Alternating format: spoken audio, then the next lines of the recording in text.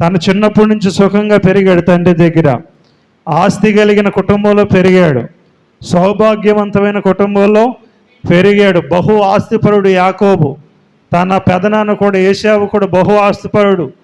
బహు ఆస్తిపరుల కుటుంబంలో పెరిగిన వాడు యోసేపు భక్తుడు. ఏ కష్టం కూడా తెలియదు.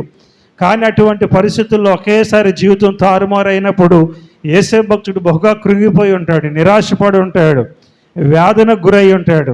కానీ దేవుని మీద అలవాటు పడటం నేర్చుకున్నట్లను బట్టి యోసేపు భక్తుడికి అటువంటి కష్టం వచ్చినా సరే ఎక్కడా కూడా సరే వెనకడుగు వేయకుండా నిబ్బరం కలిగి దేవుడు ఉన్నాడు, ఖచ్చితంగా దేవుడు నాకు ఇచ్చిన వాగ్దానాన్ని నెరవేరుస్తాడన్న విశ్వాసంతో ఏం చేసిండే యోసేపు భక్తుడు విశ్వాసంతో గట్టిగా దేవుణ్ణి పట్టుకున్నాడు. హల్లెలూయా, హల్లెలూయా.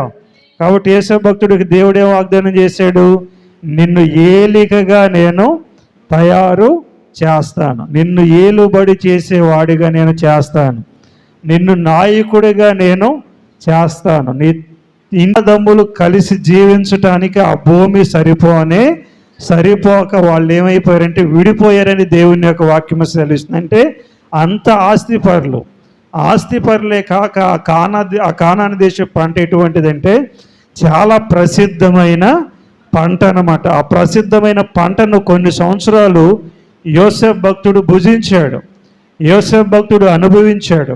కానీ ఏమైపోయిందంటే అన్నలు అమ్మివేయబడటాన్ని బట్టి ప్రసిద్ధమైన ఆహారానికి తినటం బదులు అతడు ఏమైపోయాడు, దిక్కుమాలిన వాడిగా అయిపోయాడు. మంచి ఆహారం తీసుకునేవాడు దిక్కుమాలిన వాడిగా అయిపోయాడు. యోసేపు కూడా అనుకోవచ్చు, ఈ కర్మ ఏంటి నాకు, తండ్రి దగ్గర ఉన్నప్పుడు నేను ప్రసిద్ధమైన ఆహారాన్ని తీసుకునేవాడిని, ఈ దరిద్రత ఏంటి నాకు, తండ్రి దగ్గర ఉన్నప్పుడు నేను రంగురంగుల వస్త్రాలు ధరించుకునేవాడిని, విచిత్రమైన నిలువుటంగిని నేను ధరించేవాడిని, నా తండ్రి దగ్గర ఉన్నప్పుడు నాకు ఏమాత్రం కూడా దరిద్రత అనేది లేదు, అంతా కూడా సౌఖ్యమే, ఇప్పుడేమో నేను ఈ దరిద్రతను అనుభవిస్తున్నానని తప్పకుండా యోసేపు భక్తుడు బాధపడేవాడు. ఇంతకీ ప్రసిద్ధమైన ఆహారం అతని దగ్గర నుంచి దూరం చేయబడింది. అతడు భక్తుడైనందుక లేకపోతే పాపాత్ముడైనందుక? భక్తుడైనందుకే. హల్లెలూయా. భక్తుడే కొన్ని సంవత్సరాలు ప్రసిద్ధమైన ఆహారాన్ని తీసుకున్నాడు, భక్తుడే కొన్ని సంవత్సరాలు దిక్కుమాలినతనంగా జీవించాడు. ఇప్పుడు ఇస్మాయిలీలు కొనుక్కొని తీసుకెళ్ళిపోతున్నారు యోసేపుని. ఇంచుమించు మన అంచనా ప్రకారం 1 వారం ప్రయాణం చేశారేమో ఐగుప్తు దేశానికి, లేకపోతే 2 వారాలు ప్రయాణం చేశారేమో. ఇప్పుడు యోసేపుని ఎలా తీసుకువెళ్ళారు? కాళ్ళకి చేతులకు సంఖ్యలు వేసి గొలుసులు తగిలించి ఏం చేశారు, ఈ లాక్కొని తీసుకెళ్ళారు. గొలుసులు తగిలించి గొలుసులతో ఏం చేశారు, యోసేపు భక్తుడిని తీసుకుని వెళ్ళారు. అందుకే కీర్తన గ్రంథంలో ఉంది, ఇనుము యోసేపుని ఏం చేసిందంట, బాధించింది. ఏం చేసింది? ఇనుము సంఖ్యలు యోసేపుని ఏం చేసింది, బాధించింది. ప్రసిద్ధమైన ఆహారం తినేవాడు, ప్రసిద్ధమైన జీవితాన్ని జీవించేవాడు, ఉన్నతమైన జీవితాన్ని జీవించేవాడు, తన జీవితం ఏమైపోయిందంటే అన్నలు చేసిన పనికి తారుమారుగా అయిపోయింది. ప్రసిద్ధమైన ఆహారం తీసుకెళ్లేవాడు ఆ ఇస్మాయిలీలు ఐగుప్తు దేశానికి తీసుకెళ్ళేంత వరకు వాళ్ళు ఎంగిలి కూడు పెడితే ఎంగిలి కూడు తినాలి, లేకపోతే వాళ్ళు తినగా ఏ మాత్రం కూడా ఆహారం మిగలకపోతే ఆ రోజు పస్తుండి ప్రయాణం యోసేపు భక్తుడు చేయాలి. అంటే ఇంటికాడ ఉన్నప్పుడు ఏం తిన్నాడు? తేనె తిన్నాడు, బాదం కాయలు తిన్నాడు, పిస్తా పప్పులు కూడా తిన్నాడు. అక్కడ రాయబడింది పిస్తాకి కాయలు అంటే పిస్తా పప్పులు అనమాట. పిస్తా పప్పులు తిన్నాడు, బాదం కాయలు తిన్నాడు, అలాగే శ్రేష్టమైన కొండ తేనెను కూడా తిన్నాడు. ఎందుకంటే దేవుడైన యెహోవా వాగ్దానం చేశాడు, అతి శ్రేష్టమైన కొండ తేనెతో నేను మిమ్మలను పోషిస్తాను, అతి శ్రేష్టమైన గోధుమలతో నేను మిమ్మలను పోషిస్తానని దేవుడు వాగ్దానం చేశాడు. కాబట్టి యోసేపు భక్తుడిది శ్రేష్టమైన ఆహారం తీసుకున్నాడు, ప్రసిద్ధమైన ఆహారం తీసుకున్నాడు. కానీ తాను అన్నలు చేసిన పనికి వస్త్రాలు లేకుండా ఐగుప్తు దేశానికి వెళ్ళాడు. వస్త్రాలు ఉన్నాయా? వస్త్రాలు లేవు, చింపేశారు వస్త్రాలని. ఏ గోషగుడ్డ కట్టుంటారు, ఆ యొక్క యోసేపు భక్తుడికి గోషగుడ్డ కట్టుంటారు. అట్లాగే యోసేపు భక్తుడిని సంఖ్యలు వేసి తీసుకుని వెళ్ళిపోయారు ఇస్మాయిలీలు ఐగుప్తు దేశంలో వేరే వాళ్ళకి అమ్మేయటానికి. పాపం ఈయన కూడా అనుకోవచ్చు, నేను ఎంత ఆహారం తీసుకునేవాడిని, ఎంత జీవితాన్ని ఉన్నతమైన జీవితాన్ని జీవించేవాడిని, కానీ నేను జీవించిన ఈ భక్తి జీవితానికి, నేను జీవిస్తున్న యథార్థమైన జీవితానికి నాకు కలిసి రావటానికి బదులుగా నాకు కీడు సంభవించిందని ఎంతగానో దుఃఖపడి ఉంటాడు. అలాగే కృంగిపోయి ఉంటాడు, నిరుత్సాహంలోకి వెళ్ళిపోయి ఉంటాడు, ఎంతగానో బాధపడి ఉంటాడు. కానీ ఏమాత్రం కూడా దేవుని యందు విశ్వాసాన్ని మాత్రం కోల్పోలేదు. హల్లెలూయా, గట్టిగా చెప్దాం హల్లెలూయా. కాబట్టి ప్రభునందు ప్రియమైన దేవుని బిడ్డలారా, ప్రసిద్ధమైన ఆహారం తినే యోసేపే దిక్కుమాలంతనంగా జీవించాడు, ఎంగులు మెతుకులు తిన్నాడు.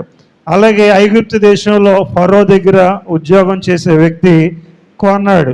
ఇప్పుడు కొనంగానే యోసేపును దేవుడు కనికరించాడా?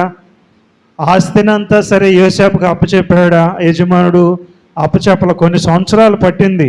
యోసేపును చూశాడు, యోసేపు భక్తిని చూశాడు యజమానుడు. యోసేపు దేవుని కొరకు జీవించడం చూశాడు, యథార్థంగా జీవించడం చూశాడు. కష్టకాలంలో కూడా యవనస్తుడైన యోసేపు నమ్మకంగా జీవించడం చూశాడు. యజమానుడు ఏ పని అప్పు చెప్పినా సరే దానిని నమ్మకంగా ఆ పనిని ముగించడం చేయడం అనేది యజమానుడు చూశాడు. అంటే యోసేపుకు బాధ్యతలు యజమాని అప్పచెప్పేంత వరకు అతడు ఏ ఆహారం తిన్నాడంటే బానిసలు భుజించే ఆహారాన్ని తిన్నాడు. హల్లెలూయా, బానిసలు భుజించే ఆహారాన్ని తిన్నాడు. నిడుమోలు గ్రామంలో మేము ఉన్నప్పుడు చాలామంది అడుక్కునే వాళ్ళు, చిన్నపిల్లలు, పెద్దోళ్ళు కూడా కుండలు పట్టుకొని వచ్చేవాళ్ళు. పొద్దుండే అమ్మ కొంచెం అన్నం ఉంటే వేయండి, ఇంతవరకు అలా ఇప్పుడు ఎవరు రావట్లేదు కానట, కొంచెం అన్నం ఉంటే వేయండి అమ్మ, కొంచెం కూర ఉంటే వేయండి అమ్మ అనేవాళ్ళు. నిజంగా అందరూ వేసేవాళ్ళు, అన్నం వేసేవాళ్ళు, కూర వేసేవాళ్ళు. అప్పటికప్పుడే వండింది వేసేవాళ్ళ చెప్పండి? అప్పటికప్పుడే కోడి మాంసం వండి ఏమైనా వేసేవాళ్ళ? ఆ రోజుల్లో ఫ్రిడ్జులు కూడా లేవు మనకి. ఆ రోజుల్లో ఫ్రిడ్జులు కూడా లేవు. అది చెడిపోయిందో లేకపోతే ఆహారం బాగుందో లేదో కూడా తెలిసేది కాదు. పోనీ ఆ రోజు ఏమన్నా మంచి మంచి ఆహారాలు తీసుకునే వాళ్ళమా? రేషన్ బియ్యం ఉంటే రేషన్ బియ్యం తినేవాళ్ళం, పచ్చడి ఉంటే పచ్చడి తినేవాళ్ళం, ఉన్న దాంట్లోనే వాళ్ళకి ఇచ్చేవాళ్ళం. అంటే మనం ఏం చేసేవాళ్ళం, మనకున్న దాంట్లో శ్రేష్టమైంది కాకుండా మిగిలిపోయిన ఆహారాన్ని, మనకి అవసరత లేని ఆహారాన్ని అడుక్కోవటానికి వచ్చిన వాళ్ళకి మనం ఏం చేసేవాళ్ళం, ఇచ్చేవాళ్ళం. హల్లెలూయా. అంటే ఇప్పుడు యోసేపుకు బానిస జీవితంలో ఉన్నాడు. కొన్ని సంవత్సరాలు యజమానుడు తనను పరీక్షించాడు. పరీక్షించక ముందు ఏ ఆహారాన్ని ఇచ్చేవాడు? ఇంతకీ బానిస తినే ఆహారాన్ని ఇచ్చేవాడు, బానిసలు తినే ఆహారాన్ని ఇచ్చేవాళ్ళు. ఆ రోజు బానిసలు ఎంత నీచంగా చూసేవాళ్ళో, ఎంతగా వాళ్ళని హీనపరిచేవాళ్ళు బానిసల్ని. అంటే యోసేపు భక్తుడు అతి శ్రేష్టమైన ప్రసిద్ధమైన ఆహారం తినే యోసేపు భక్తుడు బానిసత్వంలోకి వెళ్ళిపోయిన తర్వాత కొన్ని సంవత్సరాలు ఎటువంటి ఆహారాన్ని తీసుకున్నాడంటే చవి చారము లేని, ఇష్టము లేని, పాడైపోయిన ఆహారాన్ని, బానిసలకు కుక్కలకేసే ఆహారాన్ని బానిసలకు వేసేవాళ్ళు. ఆ రోజుల్లో కుక్కలను చూసినట్టు బానిసల్ని చూసేవాళ్ళు. అటువంటి రుచి పచి లేని మిగిలిపోయిన ఆహారాన్ని, కంపు కొట్టే ఆహారాన్ని, పురుగులు పట్టిన ఆహారాన్ని, అలాగే రుచి లేని ఆహారాన్ని బానిసలకు ఇచ్చేవాళ్ళు. అలాగే మరలా శ్రేష్టమైన ఆహారాన్ని పెట్టకుండా మరలా దిట్టంగానే పనిని చేపించుకునేవాళ్ళు. అటువంటి స్థితిలోకి యేసు భక్తుడు వెళ్ళిపోయాడు. అంటే యేసు భక్తుడికి దేవుడు తోడుగా లేడా చెప్పండి? ఈ 39వ అధ్యాయంలో ఉంది, బానిసత్వంలో ఉన్న యేసు భక్తుడికి దేవుడు తోడై ఉన్నాడు. చెరసాలలో ఉన్నా కానీ దేవుడైన యెహోవా అతనికి తోడై ఉన్నాడని వాక్యం సెలవిస్తుంది. అంటే దేవుడు తోడై ఉన్న దిక్కుమాలిన జీవితాన్ని జీవించాడు యేసు భక్తుడు. దేవుడు తోడై ఉన్న ప్రసిద్ధమైన ఆహారాన్ని తినకుండా నీచమైన ఆహారాన్ని పెట్టారు యేసు భక్తుడికి. బానిసకి ఎవరైనా బిర్యానీ పెడతారా, పలవా పెడతారా, లేకపోతే కుర్చీ వేసి కూర్చోబెట్టి చక్కగా కూర్చొని తిన్నానని చెప్తారా? ఎక్కడికో వెళ్ళి తినమంటారు, దూరంగా వెళ్ళి తినమంటారు. వాళ్ళని అంటుకోవటానికి కూడా ఇష్టపడరు. అందుట్లో హెబ్రీలు అంటే ఐగుప్తీయులకు అసహ్యమైన దేవుని యొక్క వాక్యము సెలవిస్తుంది. ఎంత అసహ్యంగా చూస్తుంటారు యేసు భక్తుడిని. కానీ కొన్ని సంవత్సరాలు గడిచిన పిదప దేవుడైన యెహోవా యజమానుడికి యోసేపు మీద కనికరాన్ని ఇవ్వటం వలన తదుపరి యేసు భక్తుడు బానిసత్వంలో నుంచి ఏమయ్యాడంటే ఒక ఇంటిలో ఒక ఉద్యోగస్తుడిగా దేవుడు అతనికి ప్రమోషన్ దేవుడు అనుగ్రహించాడు. హల్లెలూయా. కాబట్టి దేవుడైన యెహోవా అతనికి తోడై ఉన్నాడు. ప్రసిద్ధమైన ఆహారాన్ని యేసు భక్తుడు భుజించేవాడు, కానీ తన జీవితం అంతా తారుమారుగా మారిపోయింది. కొన్ని సంవత్సరాలైన తరువాత ఆ ప్రసిద్ధమైన ఆహారాన్ని ఎవరు పంపిస్తున్నారు?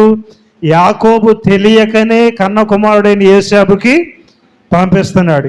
యోసేపుకి పంపిస్తున్నాడు. యాకోబుకి తెలియదు, నా కన్న కుమారుడికే నేను పంపిస్తున్నానన్న విషయం యాకోబు భక్తుడికి తెలియదు. అన్నాడు, ఈ ప్రసిద్ధమైన ఆహారాన్ని, మన దేశంలో ఉన్న ఈ ప్రసిద్ధమైన ఆహారాన్ని అనగా కొంచెము మస్తిక, కొంచెము తేనె, సుగంధ ద్రవ్యములు, బాలము, పిస్తాచ కాయలు, బాదము కాయలు మీ గోనెలో తీసుకొని ఆ మనుషులకు కానుకగా తీసుకొని పోవుడి. హల్లెలూయా. కాబట్టి దేవుడు తోడుగా ఉన్నాడు. మనకు ఆర్థికమైన సమస్యలు ఉన్నాయి, కుటుంబ సమస్యలు ఉన్నాయి, ఇంకా అనేకమైన సమస్యలు ఉన్నాయి, అనేకమైన బాధలు ఉన్నాయి. ఎంత కష్టపడినా సరే మిగలటం లేదని బాధ ఉంటుంది, రేపు పొద్దున బిడ్డల భవిష్యత్తు ఏంటని బాధ ఉంటుంది. కానీ దేవుడు యేసు భక్తుడు కూడా ప్రతిదినం కూడా దేవుని మీద ఆధారపడేవాడు. లేకపోతే తను చిన్నప్పటి నుంచి సుఖంగా పెరిగాడు, తండ్రి దగ్గర ఆస్తి కలిగిన కుటుంబంలో పెరిగాడు, సౌభాగ్యవంతమైన కుటుంబంలో పెరిగాడు. బహు ఆస్తిపరుడు యాకోబు. తన పెదనాన్న కూడా ఏశావు కూడా బహు ఆస్తిపరుడు. బహు ఆస్తిపరుల కుటుంబంలో పెరిగిన వాడు యేసు భక్తుడు. ఏ కష్టం కూడా తెలియదు. కానీ అటువంటి పరిస్థితుల్లో ఒకేసారి జీవితం తారుమారైనప్పుడు యేసు భక్తుడు బహుగా కృంగిపోయి ఉంటాడు, నిరాశపడి ఉంటాడు, వేదనకు గురై ఉంటాడు. కానీ దేవుని మీద అలవాటు పడటం నేర్చుకున్నట్టు బట్టి యేసు భక్తుడికి అటువంటి కష్టం వచ్చినా సరే ఎక్కడా కూడా సరే వెనకడుగు వేయకుండా నిబ్బరం కలిగి దేవుడు ఉన్నాడు, ఖచ్చితంగా దేవుడు నాకు ఇచ్చిన వాగ్దానాన్ని నెరవేరుస్తాడన్న విశ్వాసంతో ఏం చేసింటే యేసు భక్తుడు విశ్వాసంతో గట్టిగా దేవుణ్ణి పట్టుకున్నాడు. హల్లెలూయా, హల్లెలూయా. కాబట్టి యేసు భక్తుడికి దేవుడే వాగ్దానం చేశాడు, నిన్ను ఏలికగా నేను తయారు చేస్తాను, నిన్ను ఏలుబడి చేసేవాడిగా నేను చేస్తాను, నిన్ను నాయకుడిగా నేను చేస్తాను, నీ ఇంటి వారందరూ కూడా నీకు నమస్కారం చేస్తానని దేవుడు వాగ్దానం చేశాడు. ప్రభువా, నువ్వు చేసిన వాగ్దానం ఏంటయ్యా, నేను అనుభవించే జీవితం ఏంటయ్యా అని ప్రార్థన చేసి ఉంటాడు దేవుడి దగ్గర. అయినా సరే దేవుడు అని ఉంటాడు, భయపడ మాకు, ఒకరోజు వస్తుంది నీ ఆశ భంగము కానేరదు, నమ్మకంగా ఉండు, నన్ను గట్టిగా పట్టుకో, ఏ విషయంలో కూడా దిగజారిపో మాకు, నా కొరకు రోషం కలిగి జీవించు, నేను ఖచ్చితంగా నిన్ను దీవిస్తానని దేవుడే యెహోవా ఖచ్చితంగా యేసు భక్తుడితో మాట్లాడాడు. ఒక రోజు వచ్చింది, ఫరో పిలిపించాడు. దేవుడు ఏం చేశాడు, ఒక్క రోజులోనే దేవుడు సమృద్ధికరమైన ఆశీర్వాదాన్ని యేసు భక్తుడు అనుగ్రహించాడు. హల్లెలూయా. అందరం చెబుదాం హల్లెలూయా. కాబట్టి ప్రభునందు ప్రియమైన దేవుని బిడ్డలారా, మీ దీన స్థితిని బట్టి మీరు కృంగిపోమాకండి, మీకున్న తక్కువ స్థితిని బట్టి దిగులు పడమాకండి, మీకున్న చాలని జీవితాన్ని బట్టి భయపడమాకండి. దేవుడు ఒక రోజు తీసుకొస్తాడు మనకంటూ, తప్పకుండా దేవుడు మనల్ని ఏం చేస్తాడు, దీవిస్తాడు. మనం ఏ విషయాల్లో అయితే సిగ్గుపడ్డామో, ఏది లేదని బిడియపడ్డామో, ఏది లేదని మనం తలంచుకున్నామో, ఏది లేదని మనం హేళనకి భావించబడ్డామో, దేవుడు వాటన్నిటిని మనకు అనుగ్రహిస్తాడు. కాబట్టి మనకు కలిగి ఉన్న దీనస్థితిని బట్టి దేవుణ్ణి స్తుతించాలి తప్ప